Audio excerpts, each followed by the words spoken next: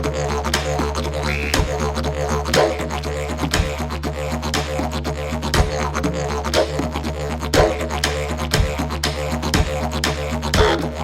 we get into the episode today, I'd like to acknowledge the traditional owners of the land on which we are gathered on and pay my respects to elders both past and present, as well as acknowledging any Aboriginal or Torres Strait Islander educators who are tuning in. Hi, everybody. Welcome to another episode of Educator Yarns. Today, I'm joined by Kat Fulford, and before I introduce her, I am going to say an acknowledgement of country. So I'd like to acknowledge the traditional owners of the lands on which we are gathered on today and pay my respects to elders both past and present, as well as acknowledging any Aboriginal or Torres Strait Islander educators that are tuning in. So welcome, everybody. I'm going to introduce Kat just so you know who you'll be listening to today. And Kat began her career in agricultural industry before retaining in early childhood education after having her 3 children. With the diploma in hand, she spent 7 years working across sessional kindergarten, daycare, and out-of-school hours care. And in 2022, she embarked on further studies pursuing a bachelor's degree in early childhood teaching and is currently teaching 3- and 4-year-old kinder. Her deep love for the country originates from extensive travel with her family during her childhood, a passion she wishes to share with the children she teaches. Kat believes in honouring the land by learning its history and integrating the valuable teachings of the First Nations people into the everyday operations of educational services.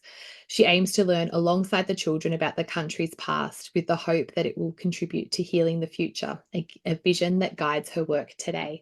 Welcome, Kat, to our podcast. Thanks, Jess. It's great to be here. Do you want to give a little bit of context as to the sort of geographical location of where you're teaching for people that are listening? Yeah, sure. So I'm in Ararat in Victoria. So we're sort of at the base of, well, just near the Grampians. So I'm on Djapurrung country. And yeah, it's a lovely little place. Come visit. Yes, it is beautiful. I went to the Grampians actually at the end of last year. Did some work. Do you know Kerry Douglas and Alicia Hanson? No? I know Alicia, You yeah. know Alicia? Yeah, so Alicia's a great ally and tutor that I've worked with in this space for ages. So anyways, I did a trip. Actually, Kerry's not in the Grampians, but I went from there to where Alicia is. But anyway, so you've shared a bit about your educational journey, but I'd like to ask what inspired you to focus on Aboriginal education in your practice? Jess, I think that our land is just the most amazing thing, and I am a big believer in our country and our country having a story. So I wanted to pass on our country story, and I don't think there's any way we can pass on our country story without including Indigenous perspectives into what is Australia.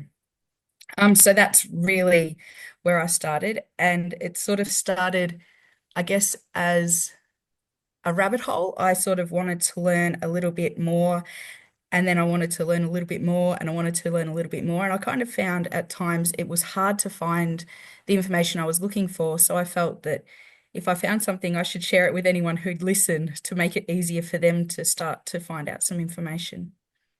And so have you found any challenges along your way in finding that information or getting others on board with you? So when I started my diploma way back in 2015, it was actually really hard to find any information about our local land. So the teacher I was working with at the time, we worked together to find out what we could. And then things started to get a little bit easier. And I sort of feel like the more people know that you want the information, the easier it is to find. So it's just putting yourself out there and being vulnerable and saying, I don't know something. Can someone help me and tell me? Yeah, I feel like once you find that first little thread, then it leads on to the next, to the next, and the next. It's just about finding that first little hook of where you can hook into. I feel like I'm a big believer of when you put things out into the universe that they will come to you. Yeah. Was there a pivotal moment in your career that significantly impacted your approach to Aboriginal education? Yeah, absolutely. Like I said, when I started my diploma, we started at our kinder, we introduced an acknowledgement of country, and we did it with the children. And then the year later, one of our children came back for a service tour with their sibling. And that child came up and said, Kat, I'm so cross at my school. We don't even acknowledge the Aboriginal people, and it's still Djapurrung land. And I thought, oh my goodness, this little person is 5 and they sort of get what so many people don't. And from then I thought, you know, it's planting that seed. If you plant a seed and the children want to learn, they'll continue to learn. And then that's how we're going to change generations to come.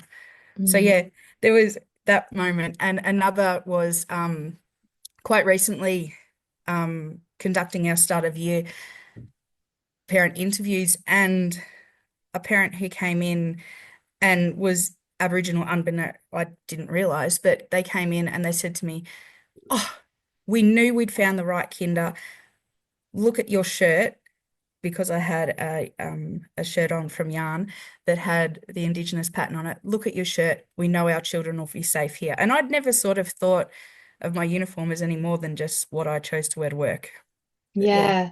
It's those little things that are really impacting, right? And it's one of the whys that even if you have non-Indigenous children that are attending your service, it's still really relevant and it resonates with them because then they go on and champion and advocate for respect for traditional owners in their primary school and secondary school and workplaces and family, that they're going out and championing it. And I love that they're like that ripple effect that comes out of early childhood is like Yeah. really quite um it's beautiful to see. And I hear so much of it.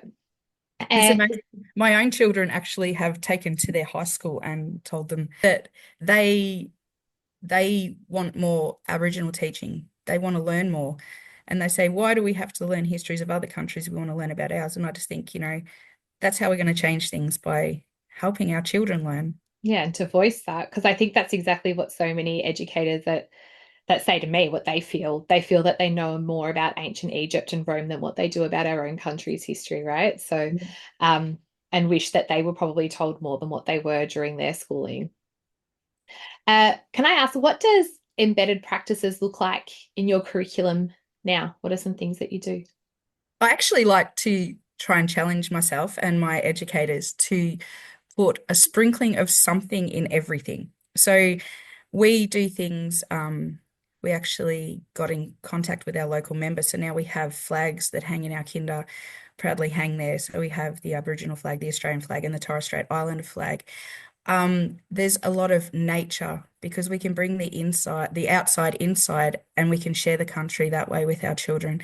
I like to take the time for our children to spend time outside and just observe our country. We've looked at all sorts of different foods, native bush tuckers. We spend a lot of time looking at the seasons of Garawit, of the Grampians. So that's embedded into our curriculum. Um, yeah, like I said, I just try and put a little bit in everything. I think that there's not really anything that we teach that we can't add some Indigenous perspective to. Well, grounding your program in Aboriginal seasons, I think, is really good place-based pedagogy and a really simple way that we can teach through culture. And even if I think a lot of people that were listening, they'll be asking, well, how do we go about finding the seasons of where we are? And not everywhere has documented seasons, as I'm sure you know. But what we tell people is that if you find plants that are endemic to your area, and you observe their growth cycles and then observe what else is happening around you at that time. Like, is it hot? Is it dry? Is it wet season? Is it really windy? So matching that with the growth that you see and the cycles of the plants that you have in your yard, and then what animals are coming into your yard during that time. So I know, like for us at the moment, we have heaps of lily pillies that are growing in our garden. We also have heaps of little wattle birds that are coming in to feed off the blossoms that are on the lily pillies. We also have quite a lot of snakes. The cicadas are dying off. They're not as vocal at the moment. And we've also had lots of bush turkeys digging up the grubs from the wet rains that we've had, or the summer rains that we've had, as well as wallabies coming in and eating some of our warrigal greens and so forth. So I can see during the time that the lily pilly is abundant that these are animals and birds that I'm also seeing frequenting my area. So I think it's about becoming an observer in how you connect with country and the rhythms and patterns that you're seeing on country. Absolutely. And I think that it's so much more relevant than what the colonial calendar is. For instance, at the moment, and unfortunately it was the same last year, we're in the season of Kuyang, which is the eel season, but we don't have a lot of waterways here, but it's also the season of bushfires, and the bushfires are currently burning in the Grampians, and it was the same at this time last year. So it's really something that is we can make really obvious to the children. Yeah. Sometimes I see people do like season displays in their early learning service where it's based on, January, February, March, April, May, but then just observing whether it's photographs of things that they've looked at and then comparing them year on year. So is it exactly the same? Are you seeing those reoccurring patterns? And how can you extend upon that?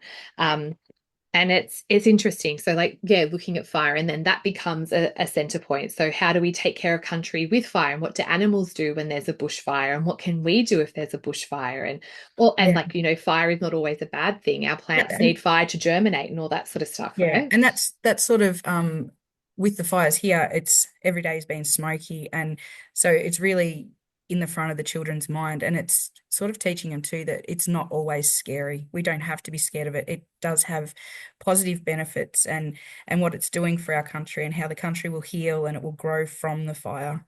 Hmm. And that's the difference between learning with country and learning on country, like you're walking with and not on. Yeah. So and that relationship that you're getting children to have. And I've had services say to me, well, we don't take children out of the gate because there are snakes. And it's like, well, that's right, there are snakes and this is their home, but that doesn't mean that you have to avoid it. So there's it to me, it's risk benefit play. So you know that there are snakes. So how do we teach children about snake safety? And what are you going to do to check about snakes and all that kind of stuff? So I don't think we have to avoid on country programs because of these things, but it's about being mindful and knowledgeable about the winds and what direction they're blowing and what will happen and where the fires are and doing your checks and all that kind of stuff. So, Yeah, um, absolutely. yeah, all exciting stuff. Um, is there a particular resource or program that you have discovered in your journey that's been beneficial to you? I have a friend who does a lot of volunteer work in the Royal Cranbourne Gardens, and they have some really wonderful resources, particularly around the plants and things like that. One of the things that I am so very excited about is last year in the Pechian season, which is the wildflower season. We were able to get some wildflower seedlings given to us from the Cranbourne Gardens. So I was able to bring them in, and we had some some chocolate lilies and some bulbine lilies, and we were able to talk to the children about how they were a food source. And then we planted them in our own garden, and the children started looking after them and caring for them. Then we were given some Tangel's daisy seedlings, which is a daisy that there's not very many left. So I think there was only 200 or so left in the wild, and it's part of the Cranbourne Gardens Raising Rarity program. So we were able to plant those and talk about how if we could get them to grow and we could look after the plant, they'll be around for forever for our children and their children to see. And so it became a real intergenerational sustainability program from the Royal Cranbourne Gardens. That's Um, such a good relationship to forge in your community, right? yeah, and it's such there's quite a bit of a distance between us, and I think that that's the thing too. Sometimes you do have to put yourself out, and you might have to travel, or you might have to do things in your own time, but really you can benefit everyone in doing those things. So yeah, our little daisies are growing well, and we've collected some seeds. So this year we're going to look at trying to get the seeds to grow so we can start the cycle again, and hopefully, yeah, these little flowers that are so rare, we can get to grow, and then we won't lose them. That's so cool. And I Yeah. think like so people that aren't aware that are listening, like you're semi like rural and regional there. Like I did a public workshop in the Grampians. It was on like a goat farm. It was Yes, I like was there. Yeah. that was Yeah. our venue, Yeah. right? And it was a beautiful venue, like it was a wedding venue and stuff, and it was so nice. But like it's a pretty regional, area. And so when you are regional like that, you can't just think of local as being 5 minutes around your service, like you need to Yeah. look much, much further than that. And I always tell people that like within the Wiradjuri Nation, which is where my family's from, to travel from one end of it to the other is a couple of hours. And so if we're going to community events within the nation, like local is a distance, like it's a Yeah. couple of hours. And that's the same as service providers. Like we don't just work with services that are in our immediate suburb. We work, further than that. And a lot of our service providers do. So not limiting yourself and your resources and relationships to just your immediate, neighborhood block, I think is an Yeah, important yeah. thing for You've people to understand. got to look that little bit further, and when you do, you can discover some amazing things that are still relevant to where you are. Hi, everyone. I'm just jumping in quickly to remind you all that Beck and I have a series of upcoming events and workshops all throughout Queensland where we'll be yarning about the new ELF principles, Aboriginal and Torres Strait Islander perspectives, and sustainability. We'll be in Toowoomba, Cairns, the Gold Coast, Brisbane, Mackay, Townsville, you name it, we'll be there. And we hope to see you all there. All right, take care, everyone. Enjoy the episode. Would you like to highlight? I know that's an example of a great project that you've done, but another initiative that you've led that you're particularly proud of and what's made it successful? So when we decided to do an acknowledgement of country, and I really wanted the children to be part of it and to really make it their own. So to do that, we had to really do some learning about what country is. April Clark has some really great books, Walking on Country, What Do You Hear? And Walking on Country, What Do You See? So we read those books and then we looked at kinder country and what our kinder country was and what was important to the children and what they could see and what they could hear. And it was really amazing, their ideas. There was one little person who came out and their idea of listening to the country was laying on the ground with their ear on the ground and seeing what they could hear. And they could hear the worms under the ground. So it was just that real connections that they could do things. So but the children were able to come up with our acknowledgement that talks about the birds and the trees and how when we take care of them, they'll take care of us. And I just thought these were the words of the children, and that was really special to me. Yeah, I bet you were proud. That's so I certainly beautiful. was, yeah. That's so beautiful. And I think taking time to really investigate what country is and not just, like the generic things that we say, we pay our respects for traditional owners and da, da, da, da, I think, but to really bring that back to where you are and where are we and what is your connection and your relationship and what does that word custodianship mean and what does Yeah, reciprocity with country mean? yeah, Those are all things that you're unpacking. That's really beautiful. Have you had many challenges I in have had a recording? few over the time, just different ones, and they've affected me differently. I've had some challenges with parents and authorities and community around, why are we doing these things? And they're really tricky conversations, but I think that the communication is the most important thing, just to communicate the message behind everything and why we're doing it and why it's important and why I won't stop. Mm, I'm not going to stop because somebody doesn't like it. I just think it's far too important mm, to just stop. Um, Another one that was a challenge that really pulled my heartstring was an Indigenous child, and all mum wanted to do was teach language. And when it's a dead language, just how it just really pulled at my heartstrings that these people were just trying to teach their son his history and just couldn't. mm, And I guess I was able to sort of relate it back to myself, and I couldn't imagine what it would be like. And then I thought, this is why this work is important, so we don't lose these massively important things. mm. Yeah, that language preservation is a huge thing, and it's not just something that happens to Aboriginal and Torres Strait Islander people. Like the loss of mother tongue and mother languages, right around the world is a huge thing. And I always tell people the loss of the language is the loss of the culture itself, because without it, there's only so much of your culture you have access to. Like I don't speak Wiradjuri language, and I'm really lucky that there are courses and there are resources available to me, and there are lots of fluent speakers that I can tap into.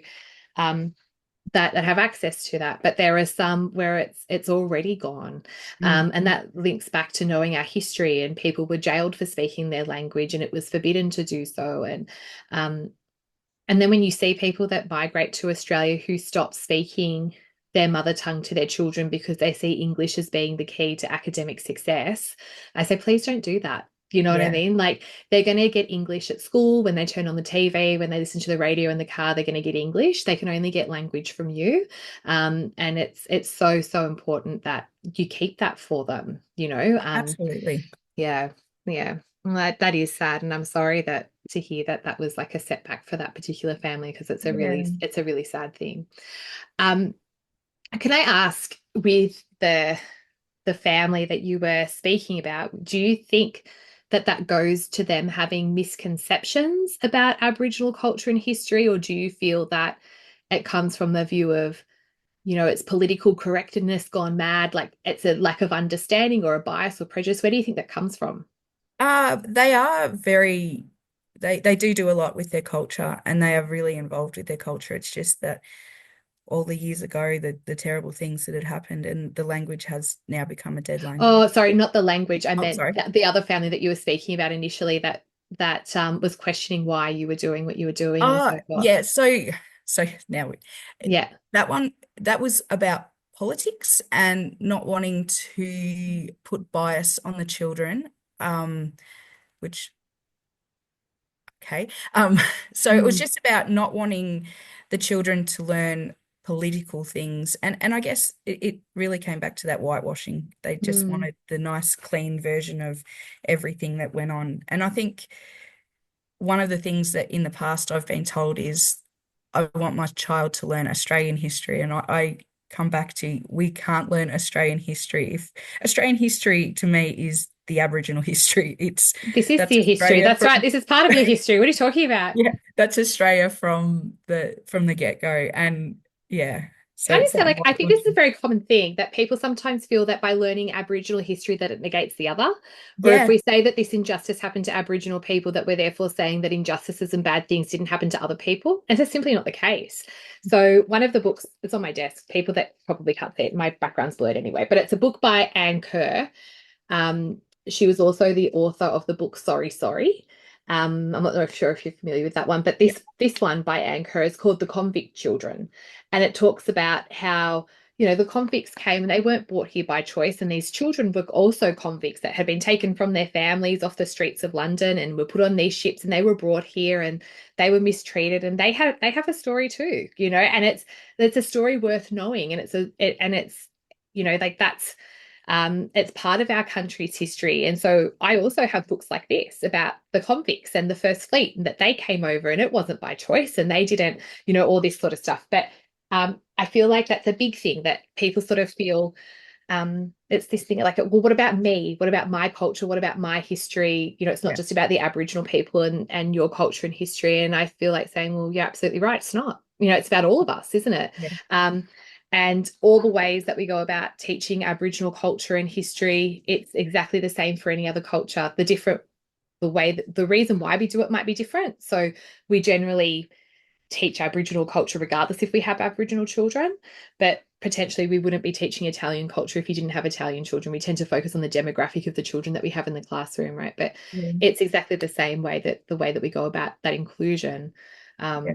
So I sometimes, often, yeah, sorry, I was going to say, I often wonder whether shame comes into it a lot too, whether people are ashamed of our history and if we just forget about it, then it didn't happen, and I think it's a bit yeah. sad because, yeah, I think it, there is a shame, and I think there's also this thing. It's like it's not our fault. Like we didn't do yes, it, yeah, and I yeah, sort of think, well, that comes back to empathy, doesn't it? Like if I told you that absolutely. I had a family member that was sick, you would say, "I'm really sorry to hear that," and nobody's saying that you caused them to be unwell, but Yeah, you still have empathy for me as a person that's happening or that's happened, right? So I think to me, it's about empathy, but I think the other part is I honestly think that sometimes there's a real lack of awareness yeah, or education. I think we take for granted sometimes in early childhood. This is part of our curriculum. We have had a lot of professional development or resources and research and understanding sort of being done over the last, particularly 10 years, I would say, yeah, in our profession to sort of really uplift this. And it's part of our TAFE courses, uni degrees, all of these things now. Whereas in other professions, it's not.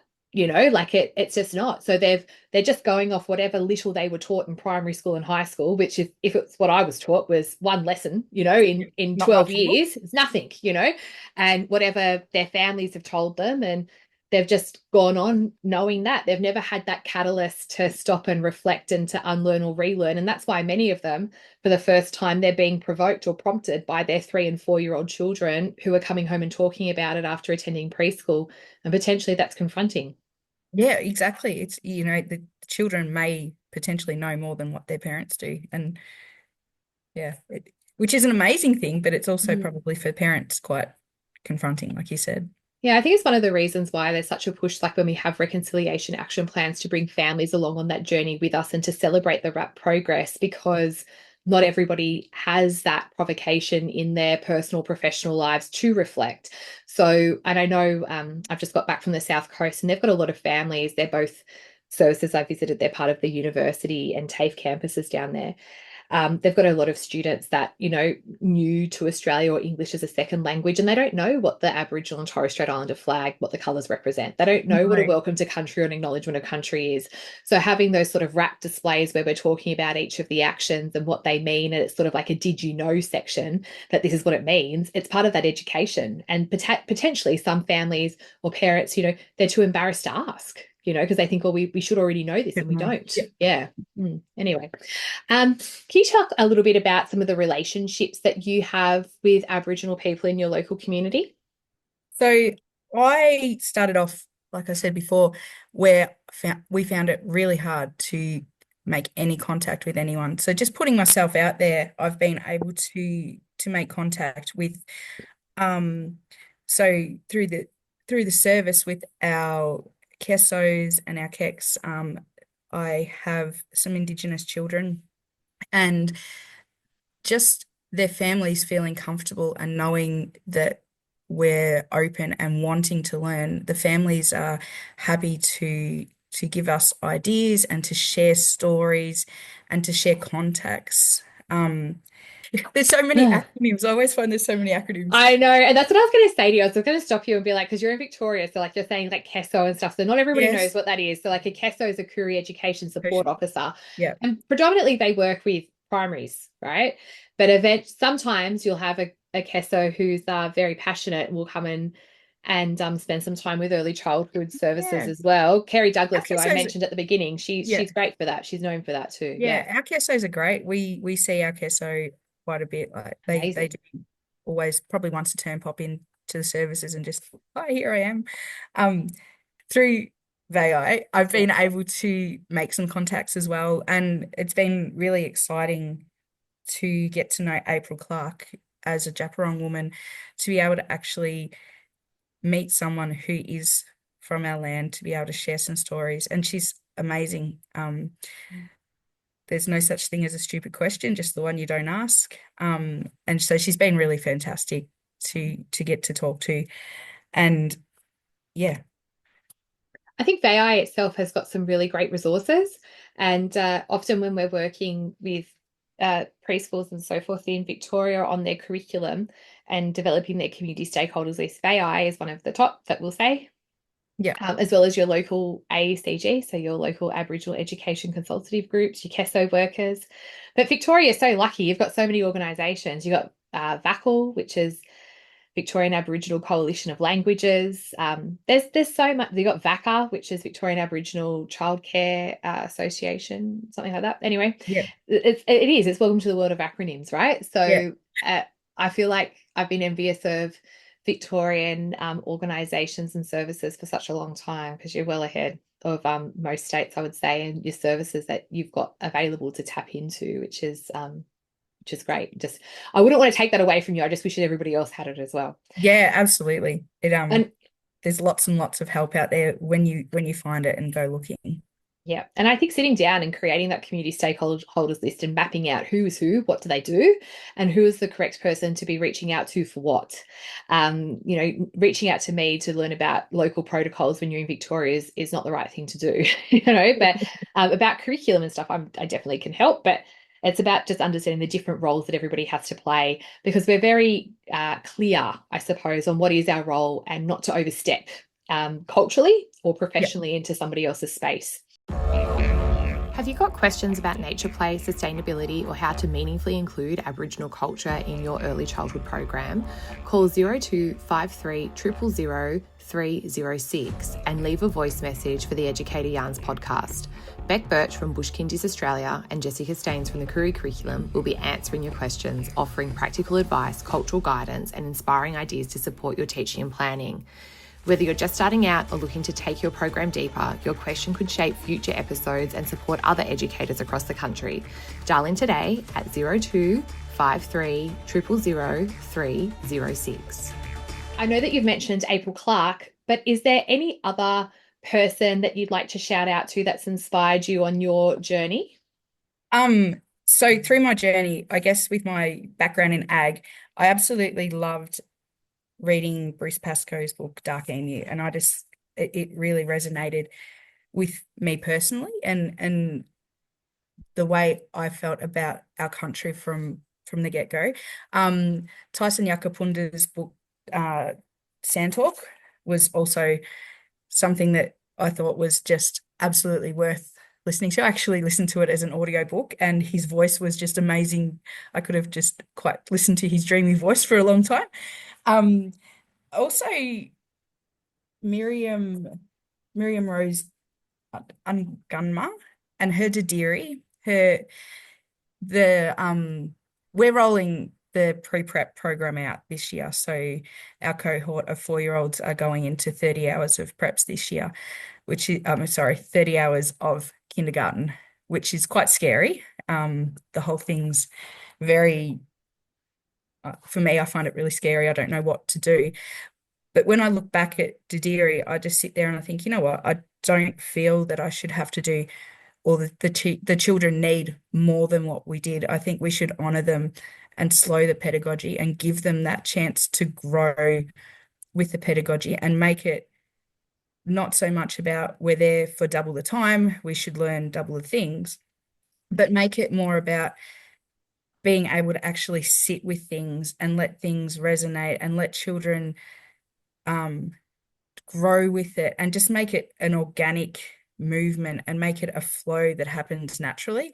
So I've read Didiri so many times. I did read it a lot through uni, but actually feel like this is my Didiri year. You know, we're just going to let it happen. It talks in it about if our listeners haven't listened to or read it, things like a river may have no water, but if you wait, the water will come and then the river will start as a trickle and it'll turn back into a river and then it may cycle back and dry up again. And I think that sometimes maybe we push children to do things quickly because we want to get them out of the way and done. Where I'm hoping this year with our pre-prep, these children will have more time to honor things, to really sit with them and understand them and to let things have their flow and have their beginning and have their end, or to continue whichever way things go. Mm. I think that's beautiful. I think slow pedagogy is the most impactful and giving children opportunities to delve deeper and to revisit and take their time and not be rushed through. I think early childhood is the one time in life that we don't have to rush through. There'll be lots of time to be rushed. And I Yeah, think this is the time exactly. just to be. Exactly. Yeah. And of course, Jess, you and your curriculum are Thanks. amazing. Like we mentioned before on the goat farm, I remember coming and doing the embedding Aboriginal perspectives course with you, and always I have always said to people the one thing that I remember most from that is somebody asked, "What if we get it wrong?" And you just said to them, you know, you've tried. If you get it wrong, you get it wrong, and you do it the right way from then on. And I just think that's something that has stuck with me since the very beginning of my career. It's just, you know what, trying is still a positive direction. If we Yeah, get it that's wrong, once you know that you're doing it wrong, you just do it right or learn something. And I mean, we're all still learning. There's so much to learn. And I think that if you go into things with a closed mind, then that's where we're going to have issues.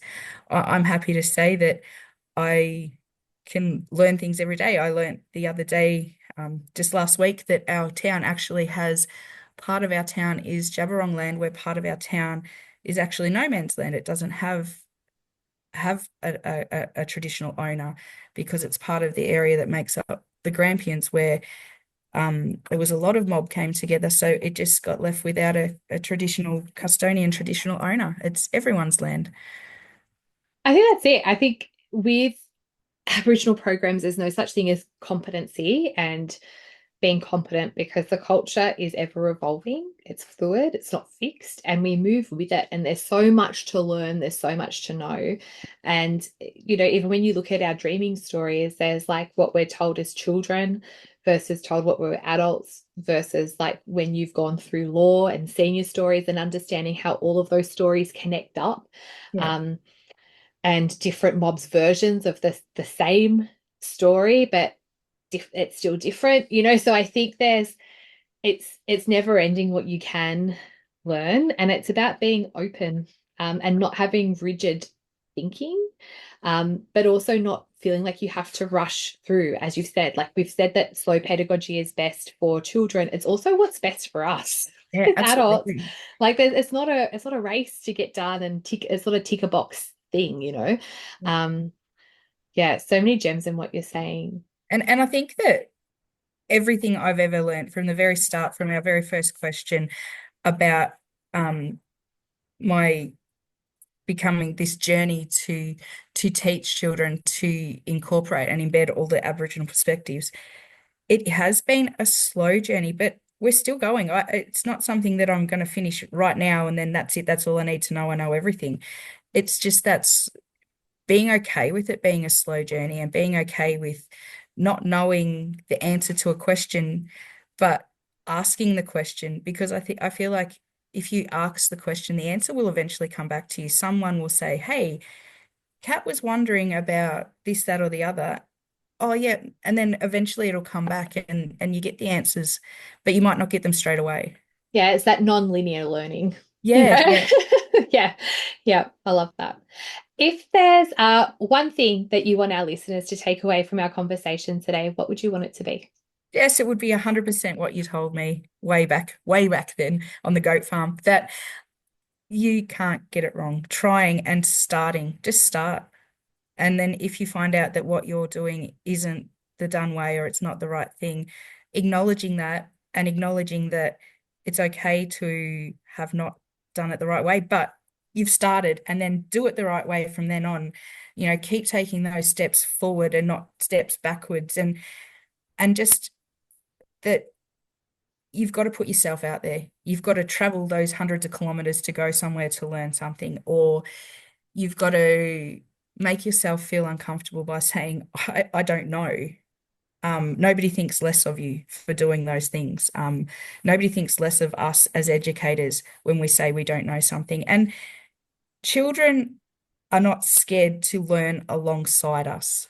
It's quite exciting for them when they're learning it with us. And we don't have to be that there is no power struggle where I have the knowledge and they don't. We can share it together. And Hmm. that creates really special relationships with the children. Yeah, I agree. Thanks so much, Kat, for jumping on and yarning with us. I feel like we've had a great yarn. I feel like I found like a like-minded person. I love it when I find someone who's just like, yes, I love No, that book. fantastic. And I love that practice. Yeah. I love it. Uh, Um, well, if you're ever out this way again, call in and see us. We'd love that. well, everyone knows that I get my K's up. I'm a frequent flyer, so I probably will be back there sometime soon, I would say. But thanks, Kat, and congratulations again on your nomination. Thank you so much, Jess. Take care.